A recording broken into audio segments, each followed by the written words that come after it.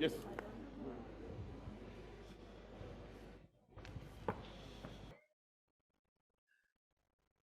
In 1979, when Deng Xiaoping embarked on the reforms that will propel China out of underdevelopment, China was in an even worse economic position than we are in today.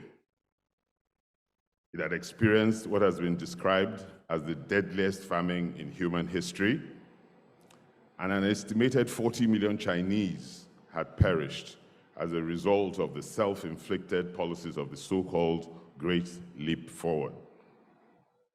The entire Second Industrial Revolution had passed China by. China could have remained in the doldrums, a forgotten nation.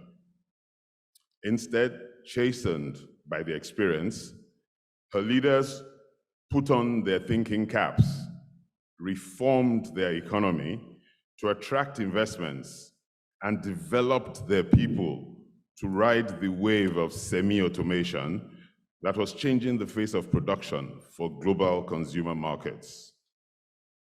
Xiaoping was clear in his mind that his people had suffered enough, and he committed himself and the party to acting in their long-term interests. It did not all happen in his lifetime, but he set the ball rolling. He was a hardened communist, but was prepared to do whatever was necessary. He famously declared that it does not matter whether a cat is black or white, so long as the cat catches mice. We, the government and people of Nigeria, must act now with fierce urgency to reform and secure our future. We must, without any further bickering and equivocation, position ourselves to be part of and benefit from the fourth industrial and economic revolution.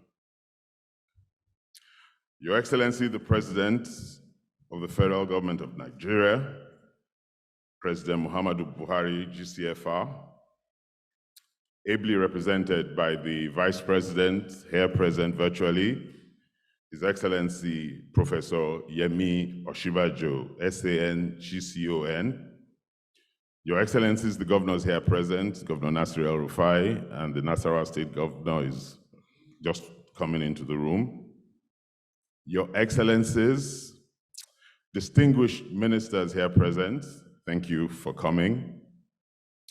Your Lords spiritual and temporal, our special permanent secretaries, my colleagues on the board of the NESG, captains of industry, distinguished citizens of the Federal Republic of Nigeria, good morning and welcome. It's a great privilege and pleasure to deliver this opening statement at the 27th Nigerian Economic Summit. I would like to express our immense gratitude to President Muhammadu Buhari, GCFR, and Vice President Yemi Osinbajo, DCON, for their continuous support to the annual Nigerian Economic Summit, as well as a special thanks to the Honourable Minister for Finance, Budget and National Planning, Dr. Mrs. Zainab Ahmed, who has been traveling consistently for over 20 hours to get here today and on time. I'd also like to thank the Minister of State for Budget and National Planning, Prince Clem Ihana Deagba, for reinforcing the public-private sector partnership. We're truly grateful to you, Madam. We're grateful to the leadership and members of the National Assembly, our state governors, and members of the Federal Executive Council for keeping faith with the summit and working in the national interest with the Nigerian Economic Summit Group in these past years. We also thank our development partners as well as our sponsors for continuing to stand with us in these difficult times. I thank most especially the members and volunteers of the NESG for keeping the faith against all the odds. Finally, as I give thanks, I most sincerely thank my colleagues on the board of the NESG for giving up so much of their time and their resources in the national interest. They all always pay to serve.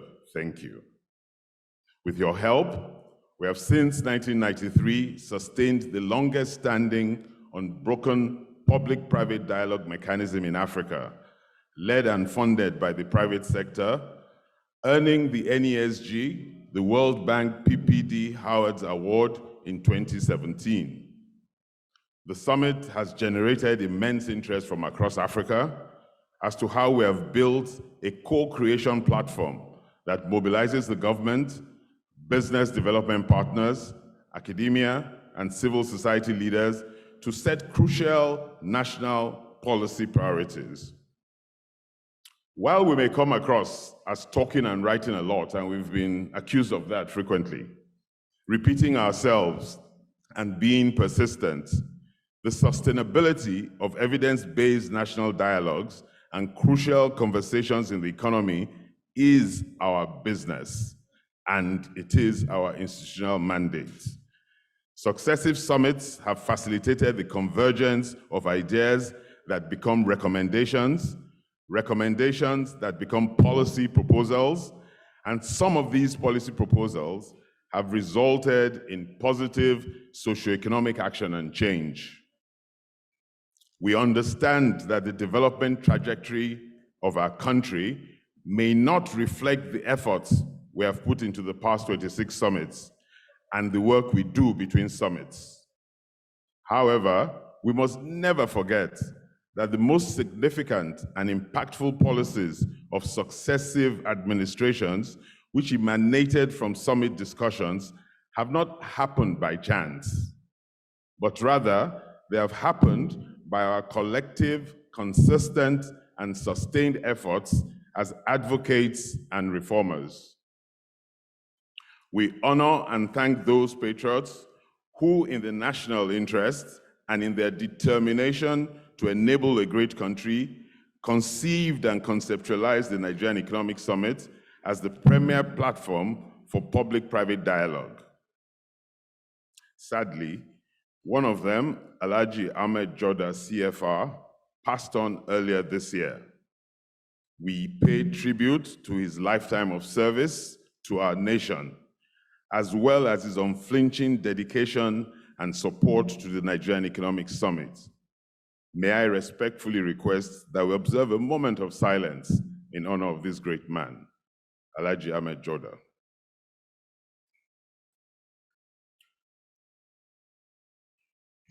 May his great soul rest in perfect peace. Thank you. We will show a video on the life and times of Alhaji Joda sometime between the first and plenary sessions. The lesson we learned from Alhaji Joda and other founding fathers of the summit is that we must stay the course. If he, after a lifetime of advocacy and reform on the Nigerian project, was still undeterred and remained optimistic to the very end, so must we. Therefore, each time we convene for the summit, we must renew our purpose. It is a task that never ends, but we cannot be tired.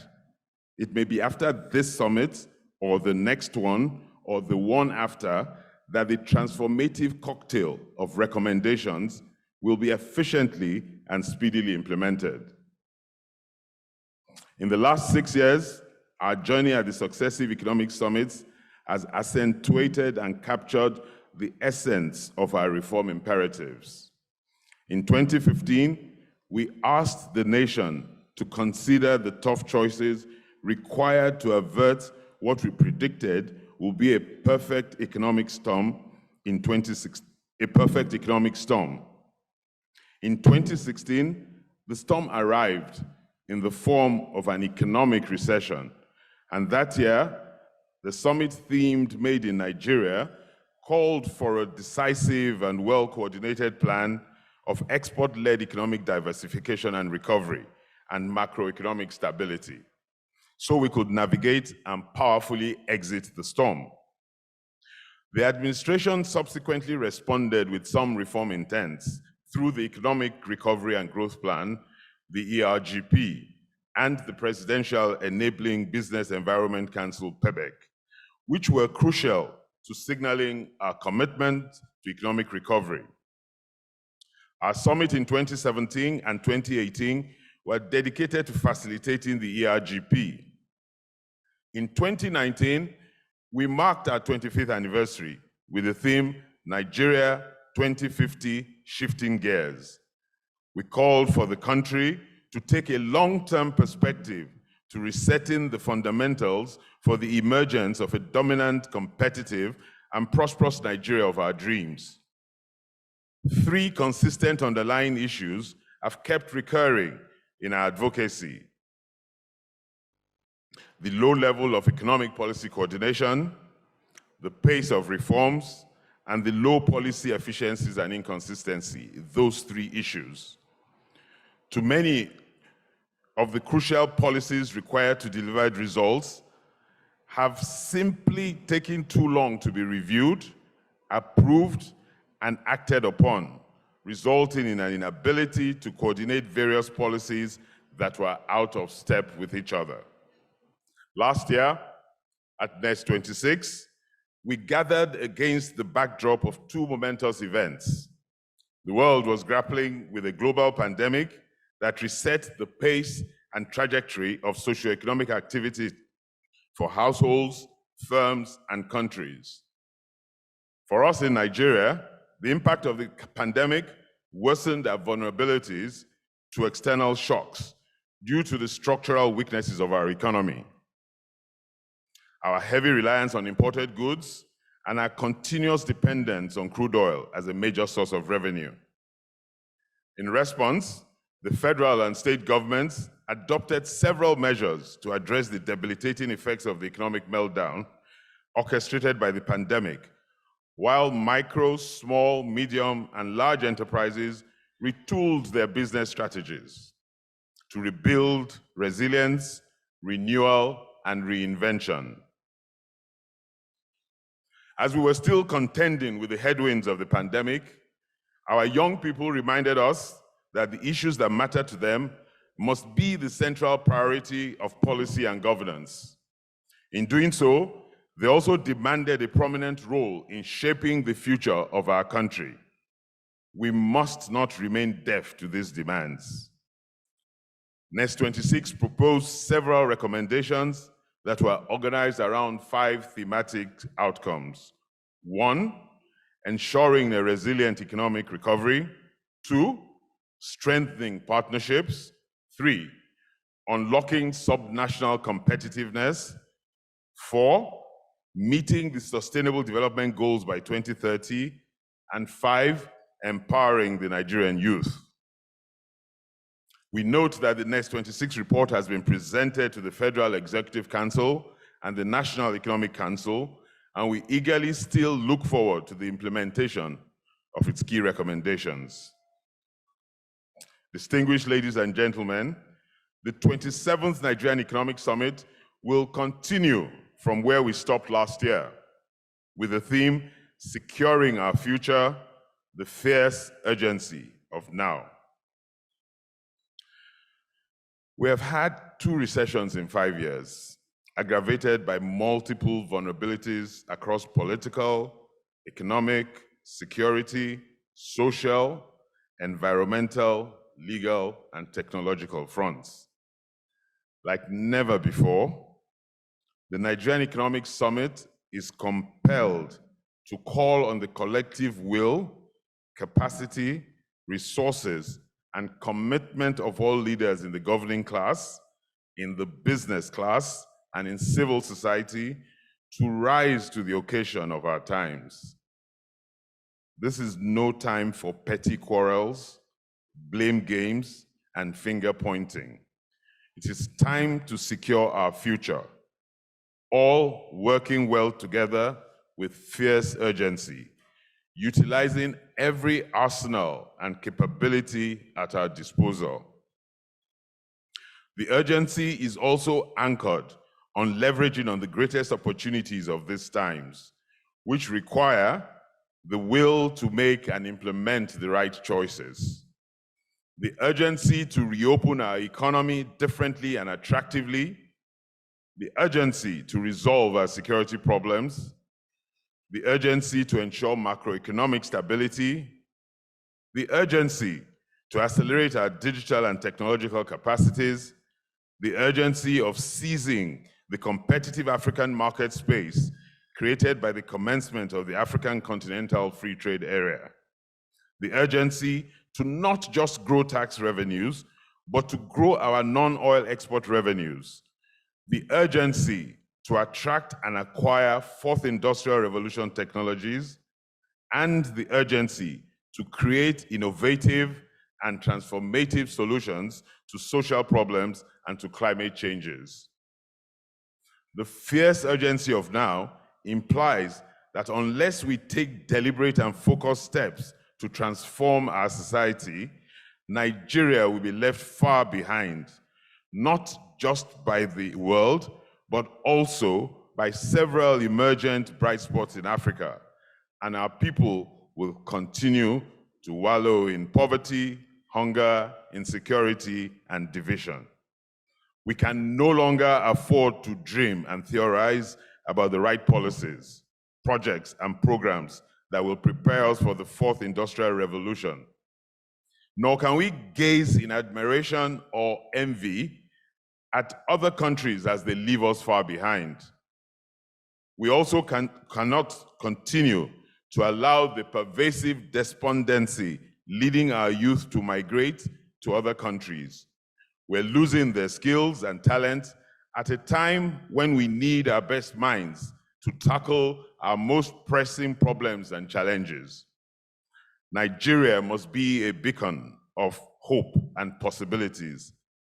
Let us remember that even amidst a global economic crisis unleashed by the pandemic and a difficult local environment, Nigerian technological entrepreneurs were able to take advantage of the digital transformation to succeed and boldly raise local and foreign investment. As I stand before you today, 3 out of Africa's 4 startup unicorns, that is, companies valued in excess of $1 billion, were founded by young Nigerian entrepreneurs. We celebrate the achievements of InterSwitch, Flutterwave, and Jumia. We can create and enable many more unicorns.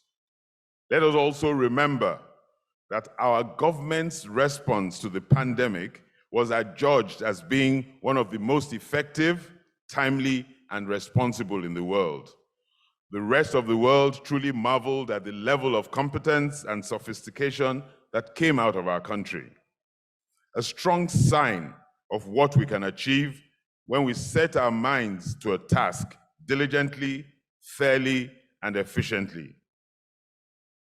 I am convinced that our path to greatness lies within our people, but we must inspire and support ourselves to believe in our country and trust our leaders.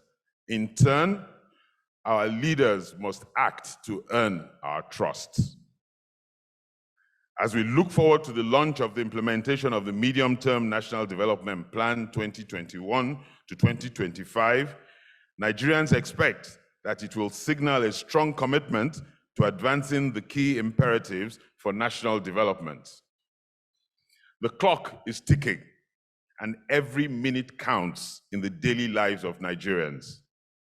Even as the excruciating pain caused by rising underemployment, inflation, insecurity, poverty, and inequality continues to challenge us, we know that there is always a silver lining that can overshadow the cloud. But it will not happen by chance. We must be humble to accept where we have taken wrong policy decisions and reverse ourselves. We must be open to new ideas and innovations that can quickly transform our economy. We must act boldly and with courage in the best interest of all Nigerians. The world is looking at us, but the world is not waiting for us. Mr. President, sir, through the Vice President, as you set the defining legacy of your 8-year term, there are still too many of our people who are too poor and without hope. Too many of our children who are out of school and without care. Too many of our able men and women without work. And too many of our businesses without prospects. We're still too dependent on crude oil, and there are still too many deliberate points of leakage in our government. Nigerians still feel unsafe and insecure. Your Excellencies, our state governors, here ably represented, you must do more to eradicate poverty in your states. Open up your rural sectors, provide extension services to your farmers, provide them with storage facilities and route to markets, improve the quality of education of your children, improve your healthcare facilities, enhance your internally generated revenue, and do more to attract investments into your states. To my colleagues in the private sector, we must do everything possible to partner with and selflessly support the governments of President Muhammadu Buhari, GCFR, and our state governors, and help secure a legacy that sets us on the path of an economy growing strongly, inclusively, and assuring a great and fair country where we live healthily in sibling harmony and safety. We do not have any other country. The so-called Plan B is not feasible or actionable for most Nigerians. The only viable plan that can deliver improved quality of life for our people is the commitment of leaders across board to now urgently execute visionary, broad-based policies and programs to create a great, safe, comfortable, productive, efficient, and developed Nigeria. Our challenges are many, but let us not despair. We have no problems that have not been solved in other countries, including in other African countries. We are not an inferior people. On the contrary, all over the world, the sons and daughters of this land have excelled in all fields. We can do this together. Let us get to work urgently. I thank you for being here. I wish us all a successful 27th Nigerian Economic Summit. May God Almighty continue to bless our country. Thank you.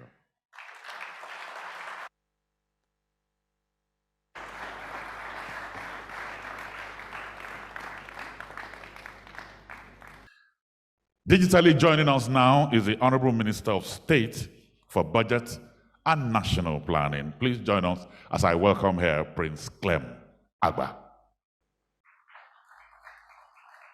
Your Excellencies, permit me to stand on the very well-established protocols. I am pleased to welcome you to the 27th Nigeria Economic Summit, which is organized jointly by the Nigerian Economic Summit Group, NESG, and the Federal Ministry of Finance, Budget and National Planning. Let me start by extending my sincere appreciation to His Excellency, President Muhammadu Buhari, GCFR, for his continued support to the summit process. Your Excellencies, ladies and gentlemen, as you may be aware, the Nigerian Economic Summit remains one of the biggest platforms for dialogue amongst top policymakers and corporate leaders. I am pleased to note that over the last 27 years, the summit has made significant inputs into Nigeria's public policy. You will recall that the theme of last year's summit was Building Partnership for Resilience. The summit provided the opportunity to discuss the unprecedented turmoil unleashed by the global COVID-19 pandemic and the NSAS protests in Nigeria. The emphasis was on national and sub-national governments to lead the way in proactively navigating the country towards recovery and resilience by expanding economic opportunity for all Nigerians through sound policies, strong institutions, and responsible public investments. pro-poor investments.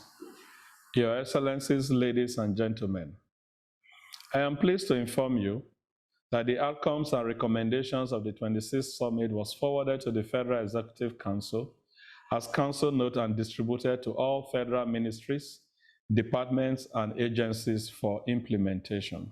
This year's summit, which has the theme Securing Our Future, the fierce urgency of now, will, like the previous summits, provide a platform for both the public and private sectors, as well as participants, to interact and share thoughts on key issues and challenges facing the Nigerian economy, with a view to evolving a common strategy and framework for addressing them. This big conversation will no doubt shape the future for generations yet unborn. As has been the practice over the years, recommendations arising from the summit serve as critical inputs into government plans, policies, and programs.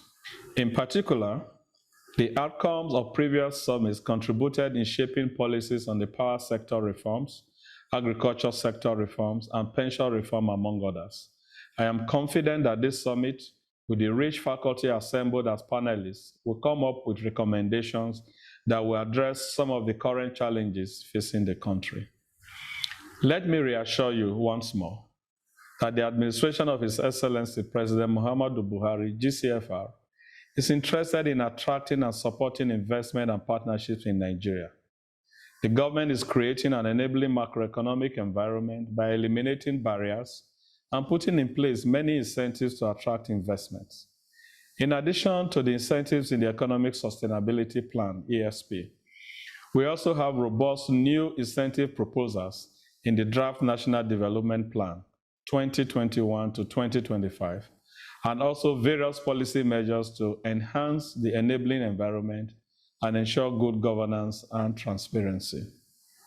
The measures and incentives put in place by this government have ensured that both health and economic data have continued to be on the positive trajectory after the impact of COVID-19 pandemic.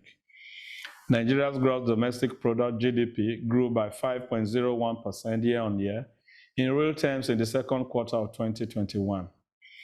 The Q2 2021 growth rate was higher than the -6.10% decline recorded in Q2 2020 and the 0.51% growth recorded in Q1 2021 year-on-year, indicating the return of business and economic activity near levels seen prior to the nationwide implementation of COVID-19 related restrictions.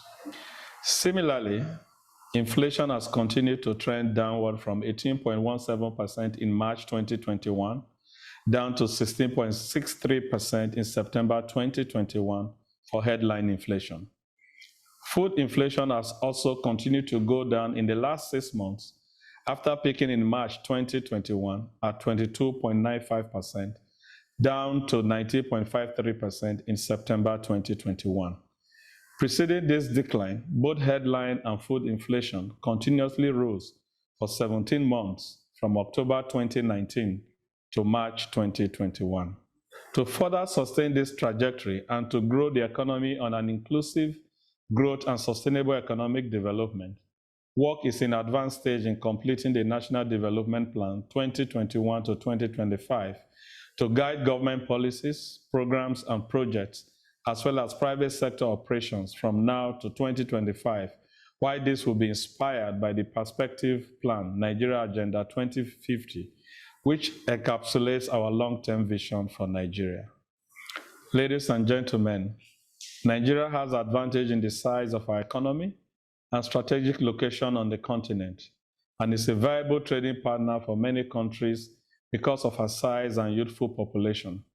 And our natural resource endowments provide enormous potential in local markets, among others. Government has demonstrated its commitment towards creating an enabling environment and will continue to do that for private investments to thrive in the country. Your Excellencies, distinguished ladies and gentlemen, while I look forward to a very productive engagement, I once again welcome you to the 27th Nigeria Economic Summit and enjoin you to participate actively in both the plenary and breakout sections. I thank you all for your attention. As I welcome here the Honourable Minister of Finance, Budget and National Planning, Dr. Mrs. Zainab Ahmed.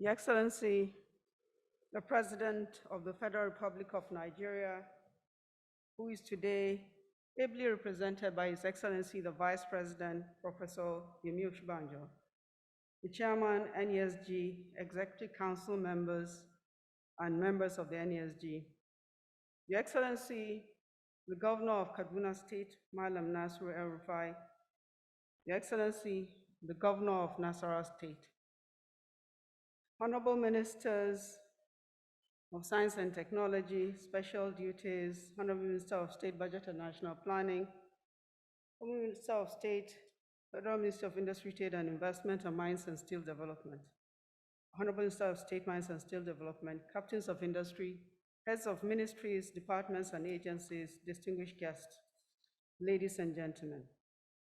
I am delighted and honored to be here to give a short remark at the 27th Nigeria Economic Summit. The summit is an annual event organized by the Federal Ministry of Finance, Budget and National Planning and the Nigerian Economic Summit Group. Since its inception 28 years ago, the summit has become reputed as the largest annual gathering of key stakeholders dedicated to discussing the economic and social issues in Nigeria. The summit attracts a broad spectrum of local and global decision makers to discuss ideas and approaches that address some of our country's most pressing and complex economic challenges. The summit connects leaders from businesses, government, civil society organizations, the academia, with the goal of shaping the national development agenda. It equally provides a platform for networking and cross-fertilization of ideas between the public and private sectors to drive realistic and actionable formulation and development of strategic framework for effective policy implementation. At this juncture, I would like to address and to express our sincere gratitude to His Excellency President Muhammadu Buhari, the Commander-in-Chief of the Armed Forces of Nigeria and the President of the Federal Republic of Nigeria, who is today ably represented by His Excellency, the Vice President. This once again demonstrates your collective commitment to submit to the summit process, as well as your unwavering dedication to finding lasting solutions to the economic, political, and social challenges facing our country. We are very grateful, sirs. Let me also use this opportunity to appreciate His Excellency Haile Mariam Desalegn Oshé, former Prime Minister of Ethiopia, for honoring our invitation and accepting to deliver the keynote address. We thank you, sir. Thank you, sir. We heartily welcome your participation as you share your rich knowledge and experience in driving economic growth and development in Ethiopia. Your Excellencies, distinguished guests, ladies and gentlemen, the theme of NES27 is securing our future, the fierce urgency of now. This theme was consciously chosen to reflect the need for urgent and targeted action to address the current national challenges in Nigeria. It also builds on the conversation from last year's summit, which emphasized the importance of harnessing critical and strategic partnerships towards economic recovery and resilience. While reflecting on the theme of the summit, let us collectively envision a Nigeria with a majority of the citizens lifted out of poverty, given access to fundamental services such as education, healthcare, water supply, and sanitation, in line with the policy direction of the present administration. Let us again envisage a future with economic growth led by a thriving, innovative private sector, resulting in a diversified economy with the non-oil taxes as a major source of income and the non-oil sector driving export expansion and accelerating the accretion to our foreign reserves. Let us again collectively envision a future where our young and vibrant population is driving growth in high value-added services, such as in the digital economy, in professional services, as well as in scientific and technical services. Again, let us envision a future, a globally competitive Nigeria at the forefront of advances in medium and high-tech manufacturing, characterized by increased product complexity and leveraging on our natural endowments. Let us envision a future that is safe and secure, in which Nigerian citizens and foreign investors can trade and conduct business transactions with ease. This future we all crave, and we must all crave, will be achieved only by the dedication and the hard work of all stakeholders, with leadership at the federal, state, and local government, but with strong collaboration with the private sector. Your Excellencies, as you are aware, the business sector is a key engine of growth that must play a critical role in achieving the future we envisage.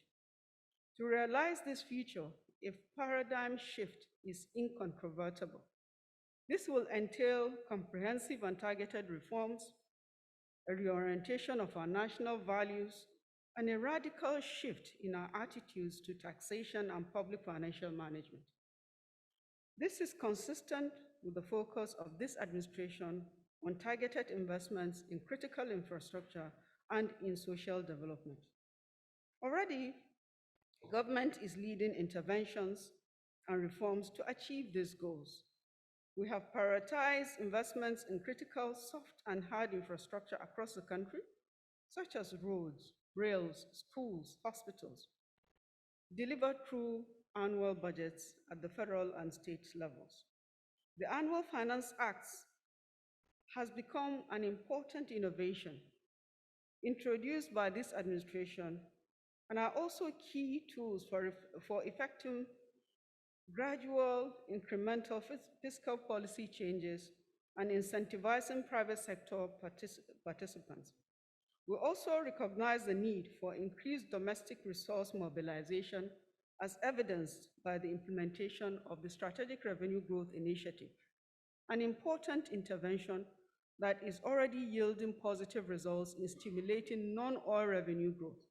In addition, we have completed work on the medium-term National Development Plan for 2021 to 2025, which sets the development agenda for achieving growth driven by emerging economic sectors. However, government cannot drive the required investments on its own. And we also acknowledge that there is a need to continue to incentivize the private sector participation in the much needed economic transformation of our country. The required investments and policy changes must be implemented in a sustainable and inclusive manner, ensuring that the needs of the present do not compromise the future generations, the prosperity of future generations. Thus, in developing interventions, the well-being of present and future citizens of Nigeria must be considered and guaranteed. Your Excellencies, ladies and gentlemen, as part of the efforts towards making this year's event result-oriented, the summit is structured to include plenary sessions, design workshops, roundtable discussions, insight sessions, debates, dialogues, and co-creation labs.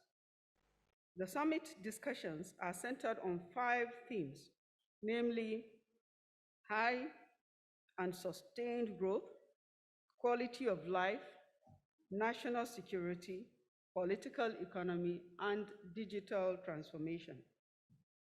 I want to join the chairman of the NESG and my colleague, the Minister of State Budget and Planning, to encourage all participants at the summit to keep at the forefront of your minds the urgency of now, the fierce urgency of now, and also to allow this to influence your candid and open discussions that highlights the risks, the opportunities, and the priorities both at the national and subnational levels for policy interventions, as well as private sector actions that are required to accelerate sustainable and inclusive growth in our country. In conclusion, Excellencies, ladies and gentlemen, let me also express again our appreciation to His Excellency, President Muhammadu Buhari, and His Excellency, the Vice President of the Federal Republic of Nigeria, Professor Yomi Oshibanjo, but also special appreciation to His Excellency Haile Mariam Boshe, the former Prime Minister of Ethiopia, state governors that are here, distinguished senators, honorable members of the National Assembly, business leaders, and other distinguished guests for graciously accepting to participate in this summit. I have no doubt that the outcomes of your participation will be of immense benefit, not only to you as individuals, but most importantly to the progress, peace, and prosperity of Nigeria. While wishing everyone that is here, both physically and virtually, fruitful deliberations, I want to thank you all for your kind participation and your kind attention. Good morning.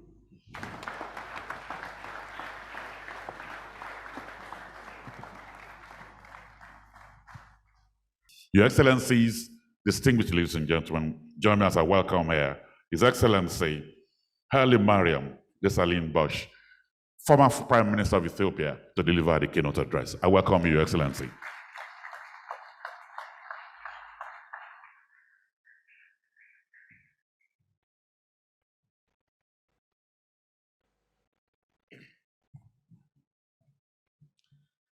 Your Excellency, President Muhammadu Buhari, ably represented by His Excellency, the Vice President, Your Excellencies, State Governors, Your Excellency, Dr. Zainab Ahmed, Minister of Finance, Budget, and National Planning, Excellencies, Ministers, Your Excellencies, leadership of Nigerian Economic Summit Group, distinguished participants, ladies and gentlemen. It gives me immense pleasure to be at the laudable occasion of the Nigerian Economic Summit, NES27, on this day. Standing on existing protocols, I want to commend the sponsors and facilitators, particularly the Nigerian Economic Summit Group, Nigeria's Federal Ministry of Finance, Budget, and National Planning, as well as key private sector players and development partners for putting together this auspicious event.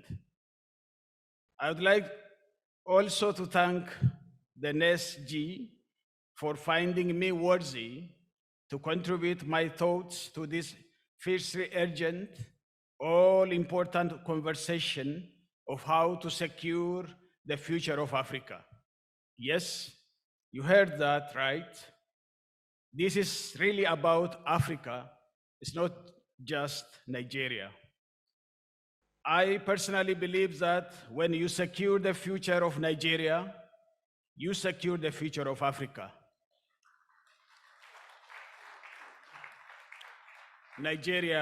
Nigerians are 1 in 5 Africans.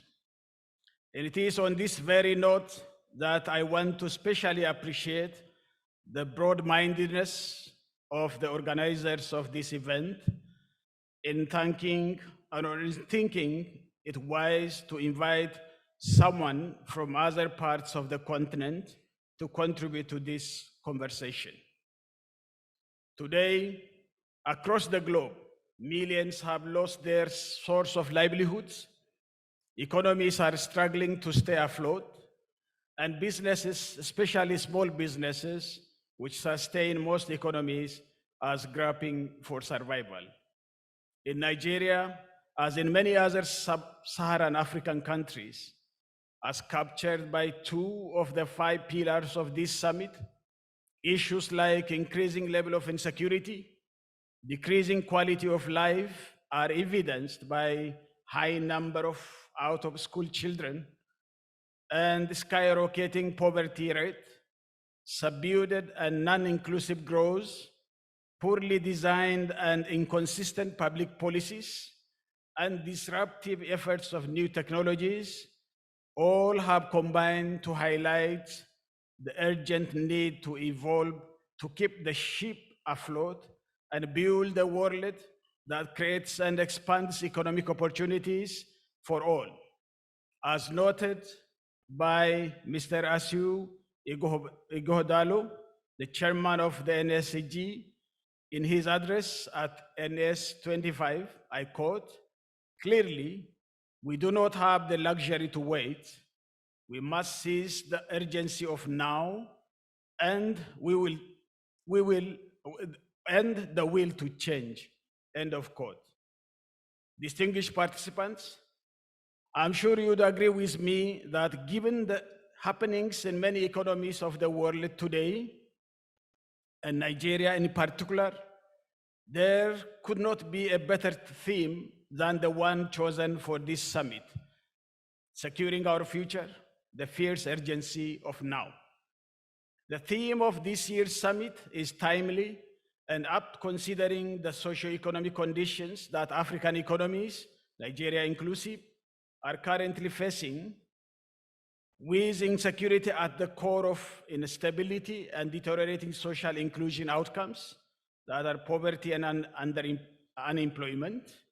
These social problems has pervaded African economies. It is therefore of critical importance that we devise means to tackle these issues and secure the future of generations yet unborn. In creating this urgent world, I would quickly say that collaborations between nations, organizations, the public and private sectors is a prerequisite and ideas of the essence. And that is what this summit is about: sharing of ideas, building of consensus, and development of framework for actions.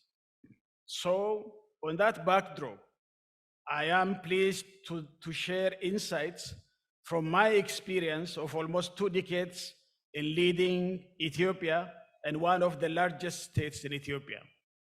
The 3 key efforts that made significant difference in the Ethiopian economy and has kept the country on the path of sustained and inclusive growth are: number 1, commitment to accelerated and rapid economic growth and transformation; number 2, agricultural development-led industrialization, or we call it ADLI, as core to begin with; and number 3, a strong international partnership with all who can contribute to this end.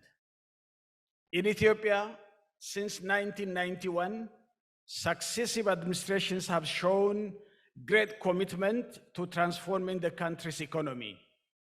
We were all disastrous and obsessed of seizing every opportunity to move the country away from the history of poverty and insecurity. This commitment was further strengthened in the early 2000s when the country had sustained growth rates of about 10% per annum. I would say at this juncture that in any country, if you want to move high in the economic growth, you should secure at least 7% of the economic growth. Beginning from 2003, the Ethiopian economy tripled in size and recorded impressive decline in poverty, with national poverty rate falling from 44% in 2000 to 22% in 2018 when I left office, and now 20% in 2020.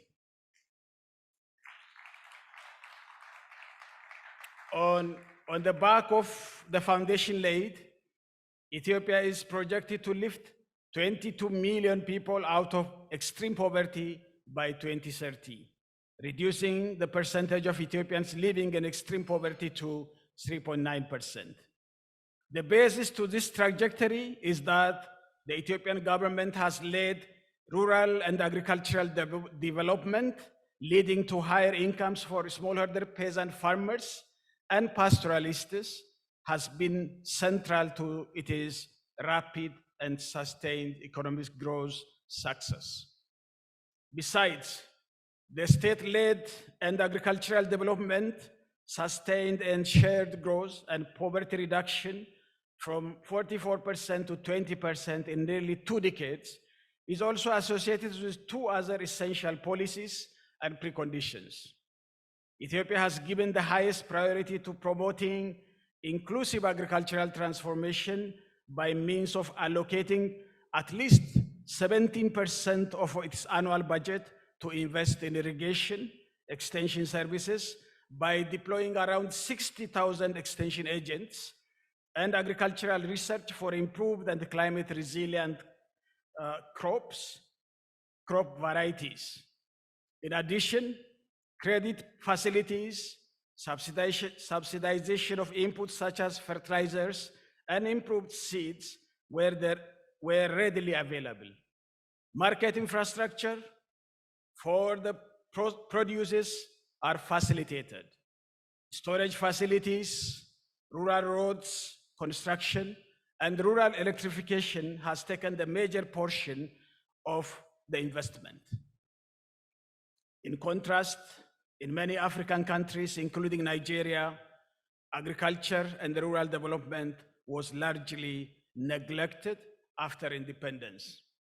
This is clearly seen from the proportion of national budget allocated for the sector within in most cases below 5%.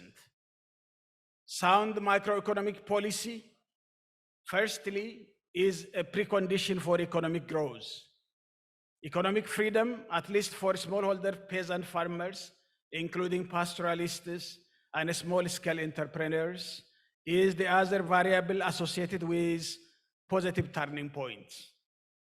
The calls for courageous decisions, particularly investing in pro-poor, pro-rural spendings.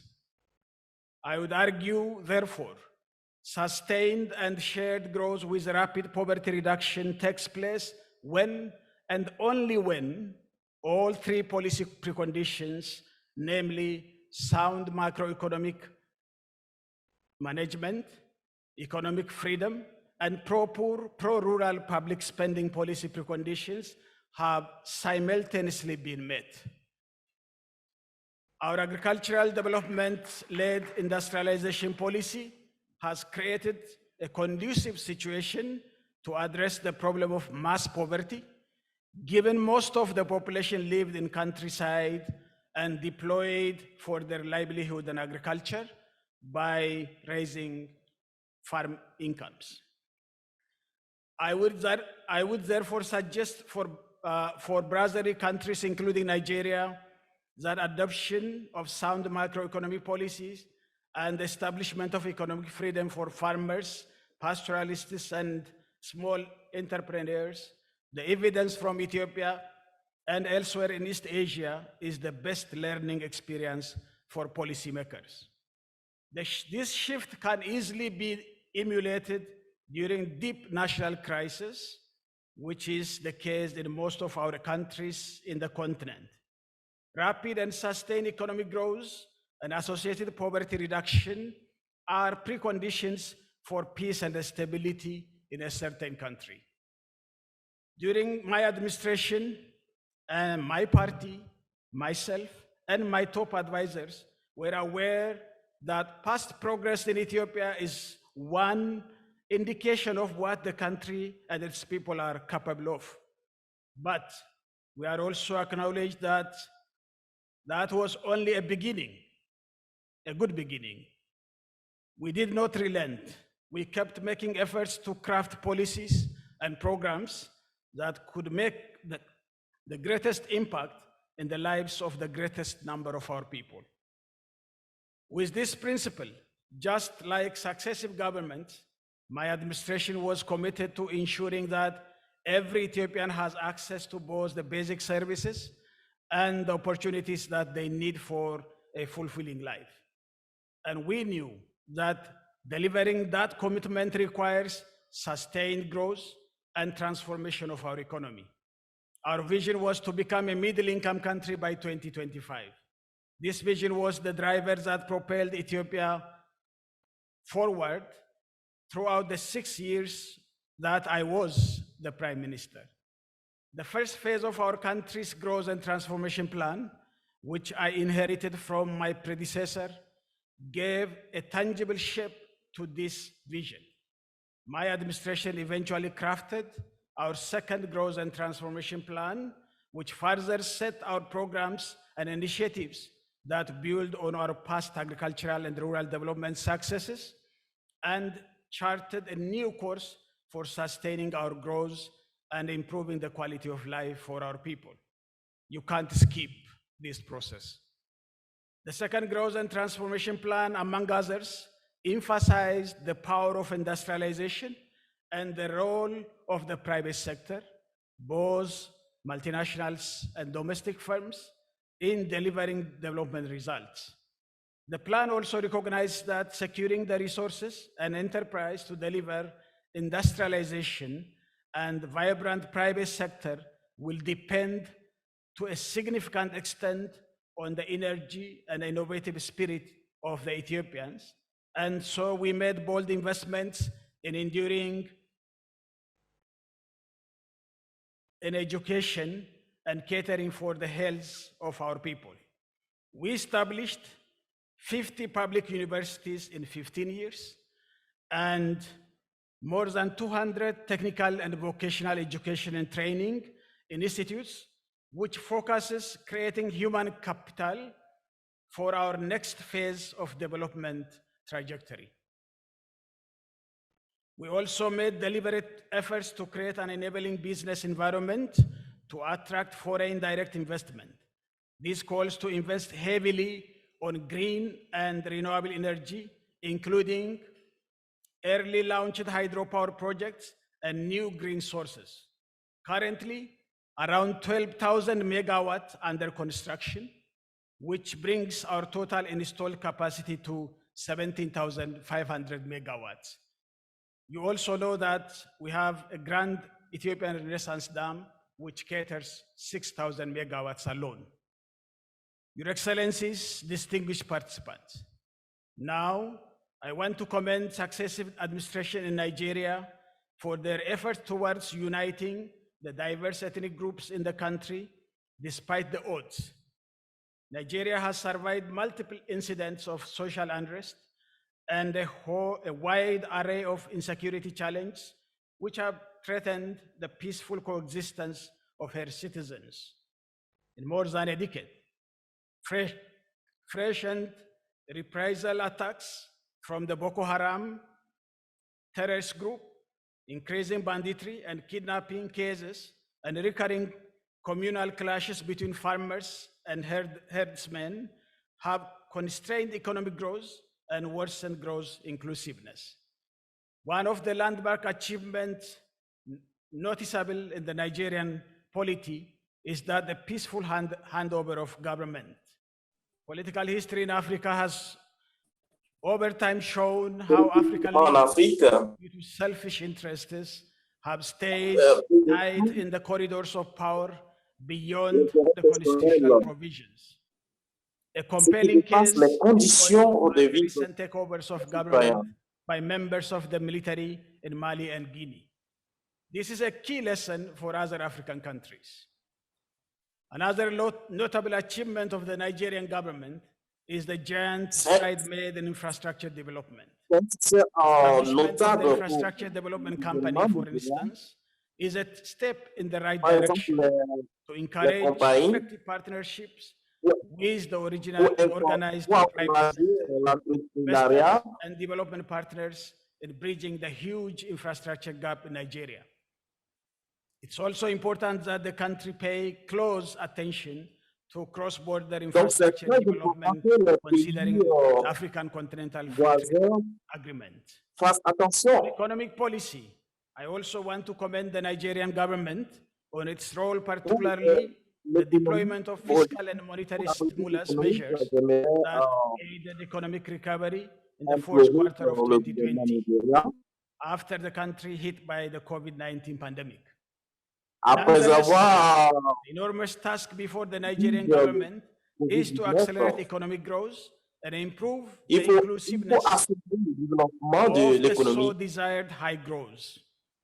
One key challenge facing virtually all African economies is the lack of Donc, continuity in government social investment Le programs problème que nous avons en Afrique en général, c'est due to un political manque reasons. de collaboration entre The superfluous les economic growth in leaders. Ethiopia over the years is not En unprecedented, Éthiopie, as le my développement administration économique, played a key role in the lorsque implementation of the Growth and mon Transformation administration a Plan, joué un the rôle first, très important launched by my predecessor, and the commitment par of the mon GDP2. prédécesseur.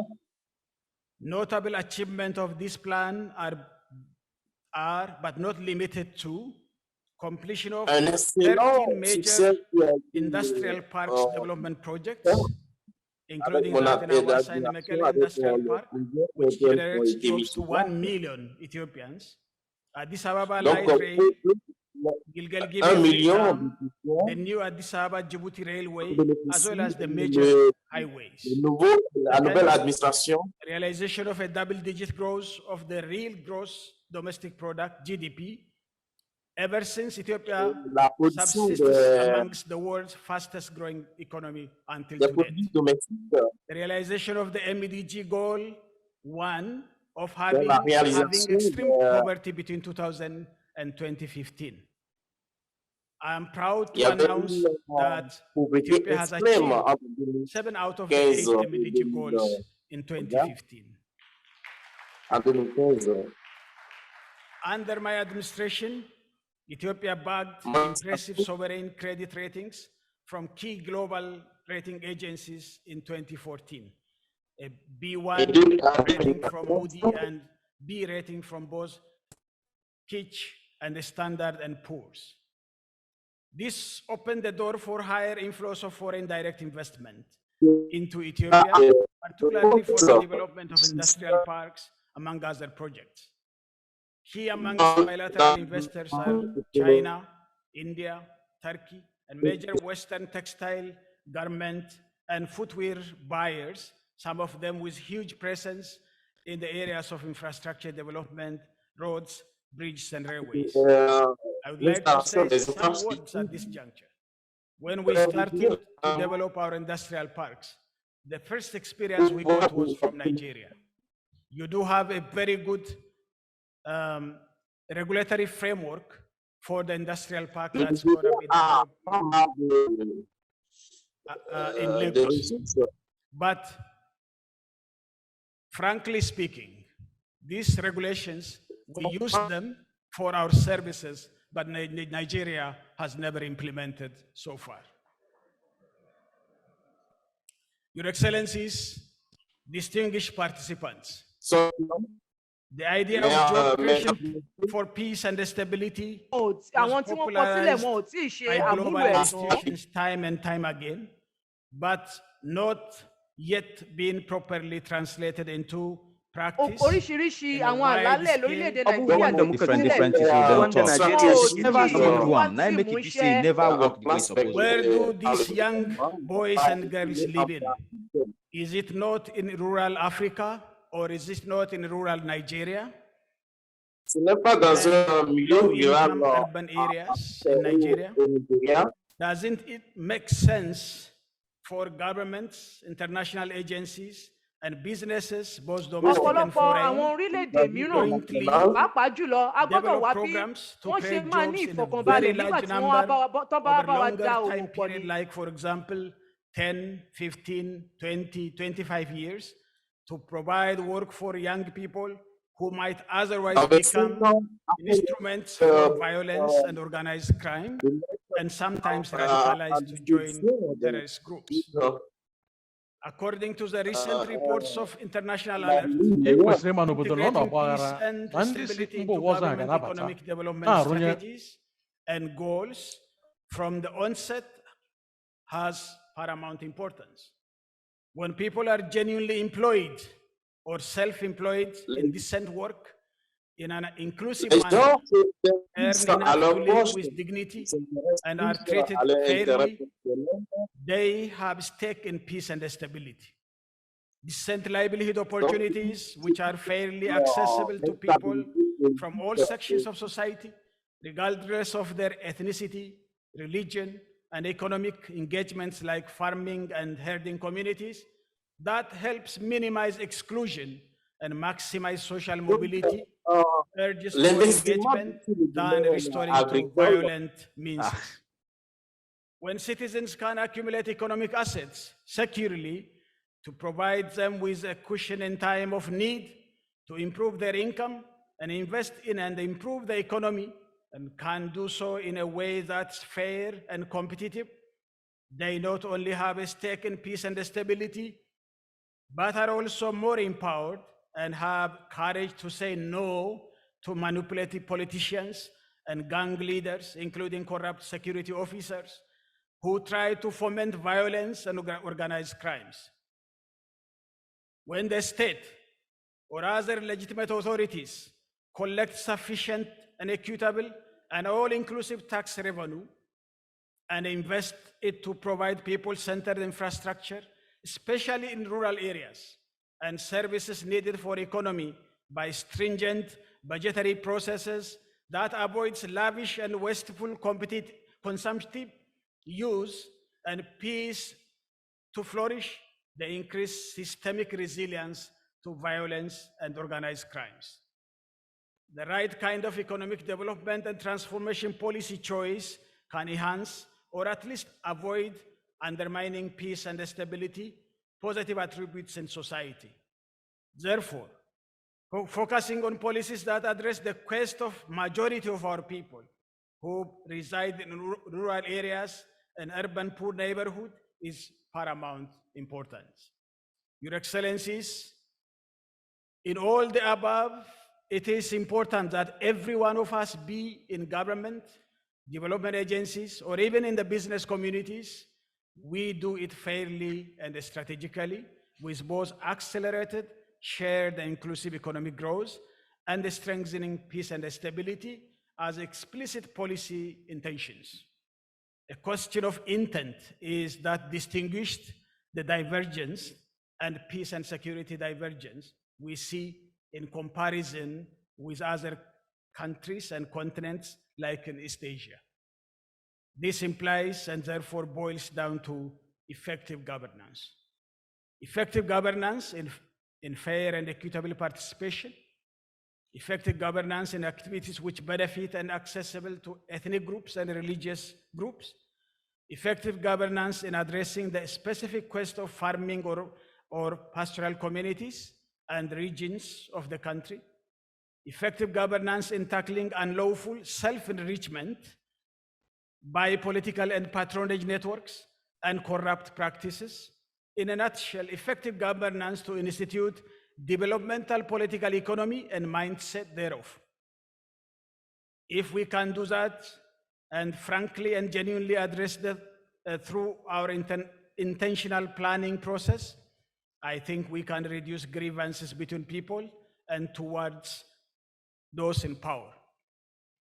We can reduce the likelihood of people will be manipulated by those who would undermine peace and stability, improving their sense of inclusion, membership, and participation in society. And it can increase their stake in a peaceful, stable, and sustainable shared and prosperous future. Let's be pragmatic enough to focus on our people and put our people at the center of policy choices and its implementation.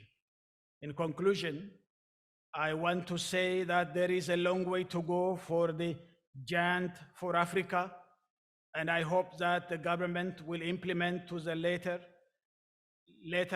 the great ideas that erupt from these deliberations in NES27 and set Nigeria on course to secure the future of its citizens. Thank you for your rapt attention.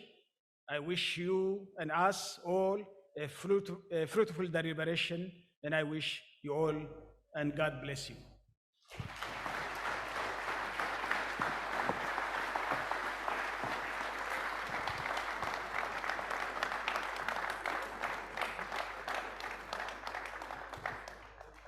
His Excellency, the Vice President of the Federal Republic of Nigeria, Professor Yemi Oshibajo, GCON, SAN, will also be in all those languages as I welcome His Excellency, the Vice President.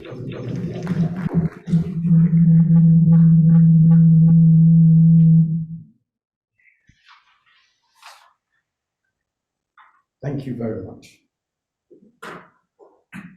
Your Excellency, the former Prime Minister of the Federal Democratic Republic of Ethiopia, Mr. Haile Mariam Desalegn Boshe, Your Excellencies, Governors present, Honourable Ministers, the Chair and Co-Chair of the Economic Summit Group, Captains of Industry, Development Partners, Your Excellencies of the Diplomatic Corps, distinguished participants, ladies and gentlemen. First, let me express the sincere apologies of Mr. President for his inability to join the opening of this summit. So I'm privileged to present his remarks now. I'm pleased to be with you today at the 27th Nigerian Economic Summit. Let me join in welcoming my brother, the former Prime Minister of Ethiopia, His Excellency Haile Mariam Desalegn Boshe. Thank you for such an insightful and highly informative speech. The annual summit is a testimony to the joint commitment of government and the private sector to the rapid and value-driven development of Nigeria. I commend the Federal Ministry of Finance, Budget and National Planning and the Nigerian Economic Summit Group for sustaining this partnership and dialogue over the past 27 years. The outcomes of past summits have contributed positively to an improved policy environment and better governance over the years.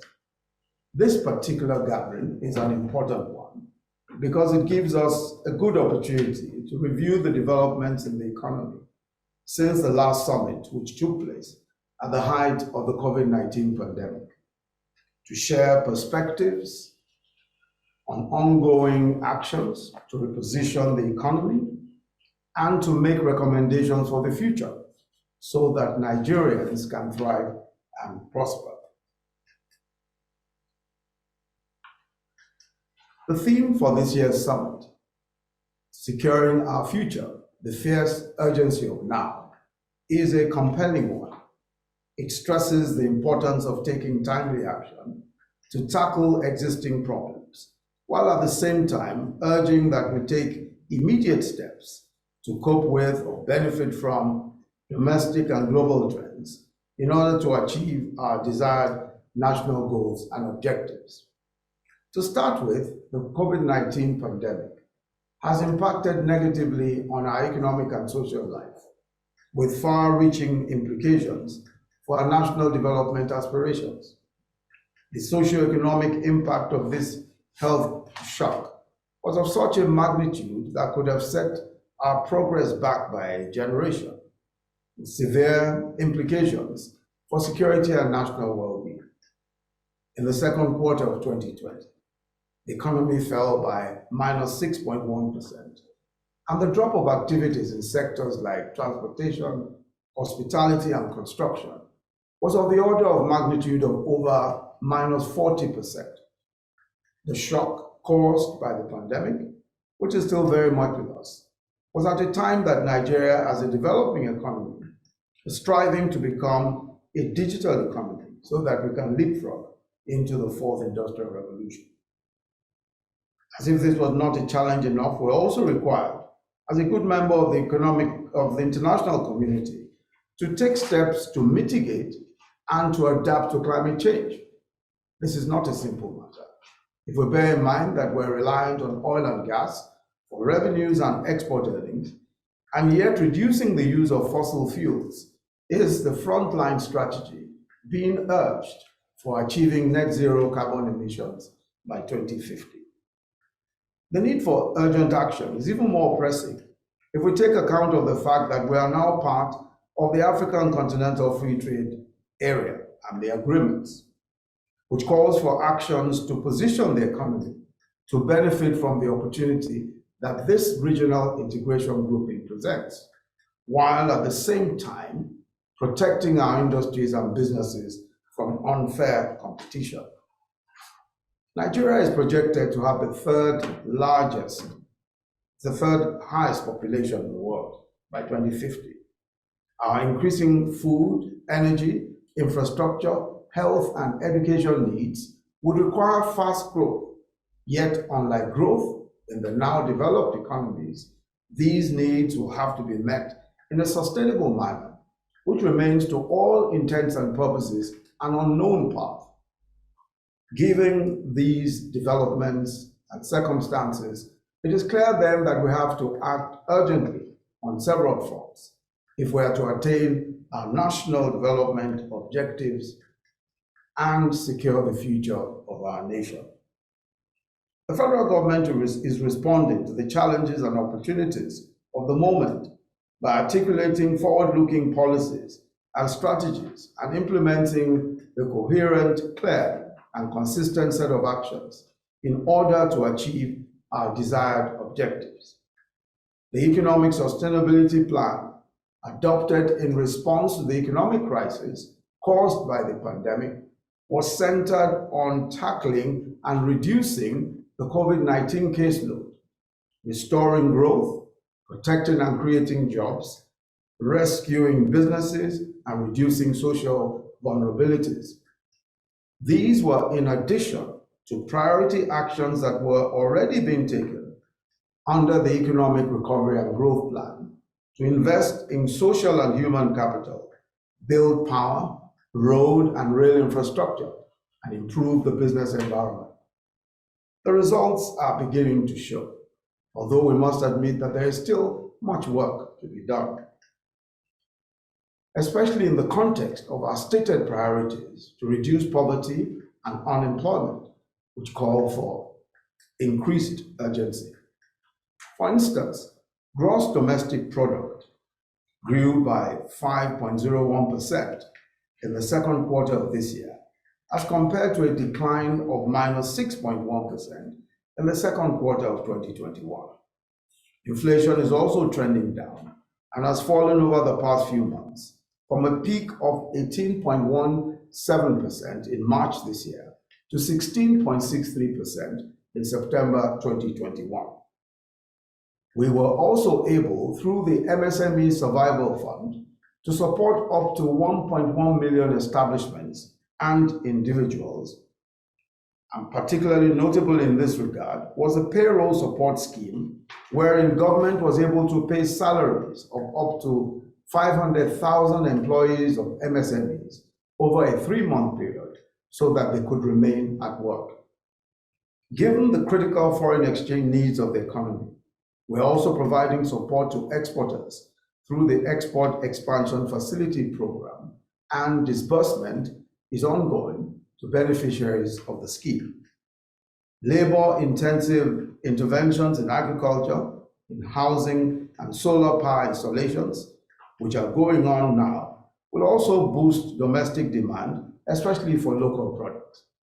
As the housing program takes off, we are seeing not only a large number of jobs at the technical and vocational level, but also a boom in building materials produced locally, such as cement, ceramics, doors, windows, locks, tiles, pipes, and paint, amongst other things.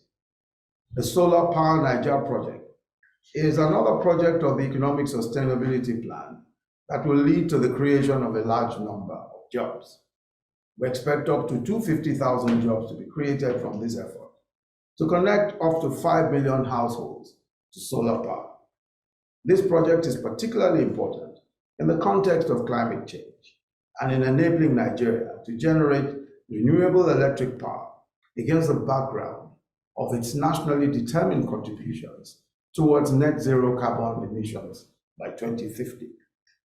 We can all bear witness to the giant strides that are being made in infrastructure across the country. Rail services are already up and running from Abuja to Kaduna, Warri to Itakwe, and Lagos to Ibadan being the most notable. Similar investments in major roads and bridges like the Lagos-Ibadan, Abuja-Kano, Second Niger Bridge, and the East-West Road, amongst others. The Road Infrastructure Tax Credit Scheme holds great potential as the work done on the Apapa-Oworoshoki Road has demonstrated. We expect more and more private firms to key into this initiative which showcases how public-private partnerships can work if we are innovative. Government realizes, of course, that the private sector has always called for a predictable and business-friendly environment in which the rules are clearly stated and the regulation is used to enable businesses to grow rather than stifling their efforts. This is why we place a lot of emphasis on the ease of doing business initiative, in which we have made appreciable progress despite odds. Key to this, of course, is the public sector that is responsive, is a public sector that is responsive, efficient, innovative, and forward-looking. This is why the Civil Service Transformation Plan 2021 to 2025 has been developed to build on the work that started in this area 4 years ago. Its objectives, in addition to bringing about an ethical change in the public service, include assiduous training programs, digitalization, better performance management, and improved welfare. For early fruits of this effort, the office of the head of service will be fully digitized by the end of this year. Although essentially a response to the COVID-19 pandemic, the Economic Sustainability Plan also served as a bridge between the Economic Recovery and Growth Plan and the new medium-term National Development Plan. This new plan is nearing finalization and was developed through an inclusive process that brought together a broad range of actors and stakeholders from across all sectors of society. I understand that the private sector, including the Nigerian Economic Summit Group, made substantial contributions and inputs into the draft plan, which is to be adopted by the government in the next few weeks. And I wish to thank you for all your contributions and the hard work. The broad objectives of the new plan are to diversify the economy, invest in critical infrastructure, build human capital, and improve governance and security. The intention is to achieve broad-based and inclusive GDP growth in order to create 21 million jobs and lift 35 million people out of poverty by 2025. This ambitious but realizable target is consistent with government's vision of lifting 100 million Nigerians out of poverty in a decade. And this is crucial. Growth figures are meaningless if they do not translate to good paying jobs and improve standard of living for our people. The question, of course, I insist must be answered regarding all our policies is what they mean for creation of wealth and human capacity development. The new plan incorporates the aspects of the National Poverty Reduction with Growth Strategy, which was articulated as a guide towards achieving our poverty reduction targets. The starting point for the implementation of the strategy is the realization that increased employment is an indispensable tool for reducing poverty. It is for this reason also that labor-intensive sectors like manufacturing are also receiving priority attention. The evidence from other emerging economies is that labor-intensive manufacturers like food products, textiles and garments, leather, wood and furniture products, toys, baggage, etc., are responsible for creating a large number of jobs and can indeed generate significant exports. In Bangladesh, for example, there are an estimated 4 million workers in the garment sector across 5,000 factories, and pre-COVID exports reached over 30 billion US dollars. Nigeria can reach this number in short order with focused policies to support the manufacturing sector. The digital economy is another area with great potential, and we're working on several initiatives to boost business process outsourcing, which can generate a large number of jobs while also contributing to substantial export earnings. The federal government continues to work well with state governments under the auspices of the National Economic Council, but also through their direct involvement in various initiatives, such as those in the Economic Sustainability Plan, articulation of the new National Development Plan, and implementation of the Social Investment Program, the National Micro, Small, and Medium Enterprises Clinics, and of course, on the development of human capital. Distinguished ladies and gentlemen, let me say in conclusion that the federal government sets great store by the outcomes of this annual National Economic Summit. And I personally look forward to receiving the recommendations, which no doubt will contribute to ensuring a sustainable and prosperous future for Nigerians. I'm now pleased to declare open the 27th Nigerian Economic Summit. Thank you very much. May God bless the Federal Republic of Nigeria.